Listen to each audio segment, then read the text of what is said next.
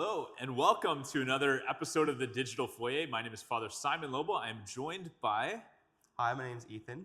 I'm the youth coordinator here at the parish for the Rise. Yeah, exactly. Yeah. Sorry, I cut you off. My bad.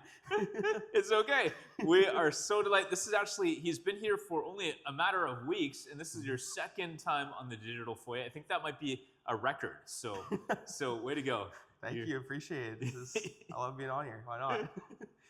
So I think in the last episode you heard from Ethan, a quick overview of his story, but we were actually at this staff gathering, a time of prayer, and you and I were paired up, and as you were sharing, I was like, oh man, your story of Jesus really becoming the light for you, changing your life, we've got to share that with people. And so we're going to hear his story, his conversion story, because we want to normalize this. We want more and more people to come to discover Jesus in a real way and start to surrender their lives to him and follow him. So tell us, what was your life like growing up when it comes to church or faith? Well, growing up, neither one of both my family members, my mother and father, came from different church backgrounds. One was Catholic and one was, I believe, he was Anglican. But neither one wanted to raise it in the faith, so I was never baptized, never really went to church. I guess the most time I spent in church was confirmation for my cousins. So okay, so you attended their confirmations. Yeah, I attended their confirmations, but just like a little ceremony type of thing. But. Yeah, and even that seemed like a hassle for like the family to get there, and kind of was like, oh, what the heck, why not? Other than that, I hadn't thought too much about it. I always figured that if something I wanted to get into, I always kind of believed there was something out there. For example, when I played soccer, I would always lose my shin pads right before I had to go. Okay. So I was like, please God, please help me find my shin pads, because if not, I'm not making this game. So it always worked. And you would find them. Yeah, I would find them. So I had an idea something was out there, but I didn't quite know what yet. I didn't know what to call it. So these desperate prayers from a young soccer player. Yep. And then that was kind of all I had for relationship up until about university, pretty much. I started dating my girlfriend, Megan. She had gotten back into her faith over COVID and was talking to me about that and be like, hey, this is something you should explore. You should try and experience this. This is like the greatest thing I know. So trying to share that to me. Wow. At first I was like, what? Because that's not kind of what I had thought was going to happen. Going into COVID, it wasn't much of a conversation. Coming out of COVID, it was the most important thing. So I was like, whoa, what happened? So when you started dating her, that was not a thing. It wasn't a thing, and then all of a sudden, boom! Wow, and it was cool. I learned more afterwards that her family kind of like fell away. Then she came back personally over COVID. So I was like, okay, I guess I'm gonna give it a shot.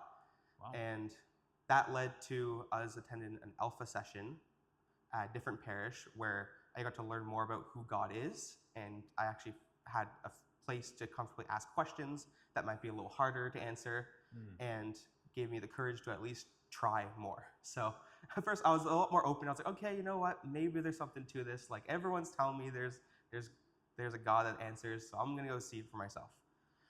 That led me to find CCO at my university, where they then helped me go through some of their programs, like their discovery. But the big thing they had was an overnight retreat. It was a weekend away where we just sort of would learn about God, play some games, and just have a good time in fellowship. Mm-hmm. We were, after a heartfelt talk about the Holy Spirit, we were sent off to pray. And I was given a passage. I keep forgetting the name of the passage, but it's the one where he leads you by still waters. I think it might be Psalm 23. Psalm 23, yes, thank you. Yeah. I was like, I know it's one of the Psalms, but that one stood out to me because where I decided to do my prayer spot was out in the woods by the lake. I could just see the lake, but it was like a nice little crevice. I was leaning back, looking up, and it was just, I don't know, I thought it'd be a good time. That would be a good place for me to pray. Now, about this day, it was a stormy day. It wasn't rain, but it was overcast, very windy, so very gloomy. So I was like, oh man, what a day, right, to pray. So I decided to pray about that, and as I'm reading that, I'm like, you know what? I'm in that situation. I'm by still waters. I want to be led. God, give me a sign that you're there. And almost like on cue, the clouds kind of part, the winds die down, and I have my eyes closed, and all I see is just the light come through. And normally, like, have you ever seen like with your eyes closed, the light come through, it's like your eyes go red kind of because you can tell the light is there. Yeah. I'm like, wow, okay. So I'm like, that's weird. And I go to open my eyes, and as soon as I do, everything closes. Back to stormy, back to Wow. back to wind, just like a nice little gap in between, just kind of answer like I'm there. So I'm excited. And that's where, when we were talking earlier, I think that scripture passage where Jesus says, "I am the light of the world." That was almost like you had this real experience of him being the light piercing through that darkness. Yes, exactly. It was like at first there was like behind my eyes and like nothing, and all of a sudden I just get light, and it was I don't know. That was a big moment that day, but I was like, you know what? I'm still very skeptical because I don't know. That's just me. So you're at university, you're analyzing things. I'm like, okay, I'm gonna carry that with me throughout the night, and we get to praise and worship, and almost like we're sitting there, I'm singing along, and all of a sudden I kind of just get an image of kind of like the two realities I can kind of live. Where right now I'm kind of in this darker place. It's a little cold, not very friendly, and then I'm like, oh wow, this is weird. Why am I seeing this? And all of a sudden I see a hand reach down saying like, Ethan, this is not where you're supposed to be. Come with me to the light. Come where it's warm. Come live life to the fullest. Wow. And I was stuck with a decision. It's either I can stay where I am and not experience the true fulfillingness that life can offer, or I can grab Jesus' hand and I can go with him.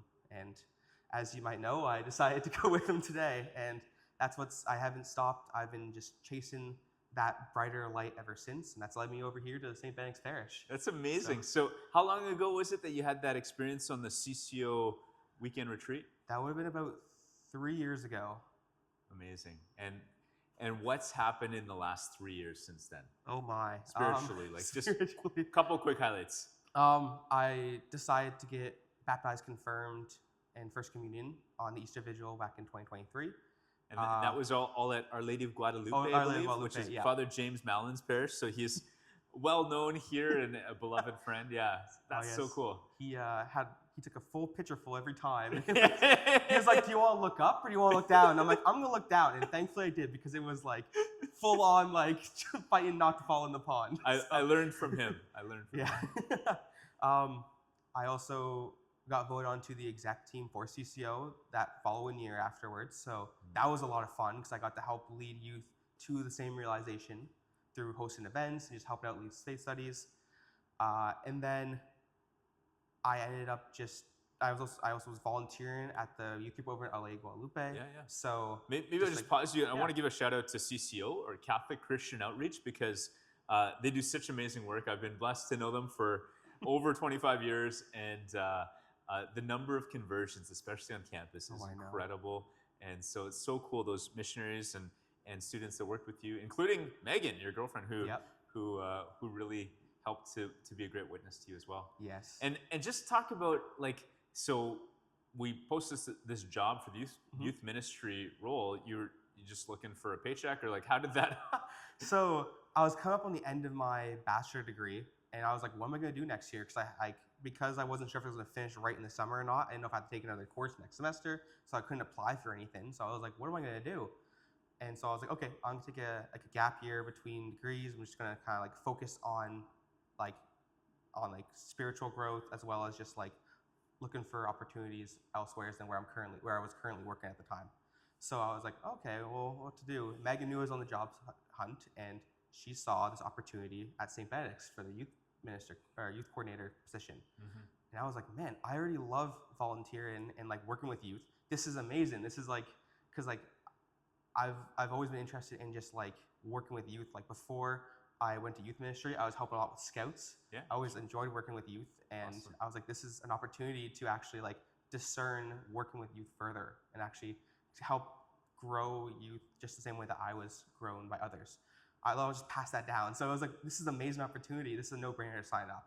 So as soon as I got the link, I decided to sign up and sent my resume across and hope for the best and sent some prayers. And next thing I knew, I had an interview, and here I am. Here you are. So, it's fair to say God had a plan in all of this. Oh, yeah. And, this is really a calling, I think, for you. Oh, no, agreed. Like, I keep thinking, like, if you had told me 3 years ago that I would be at a parish as a youth coordinator, I would probably tell you to jog on. Like, I would have, like, no idea. Like, me, come on, man. Like I know I work with like with youth, but like that's not me.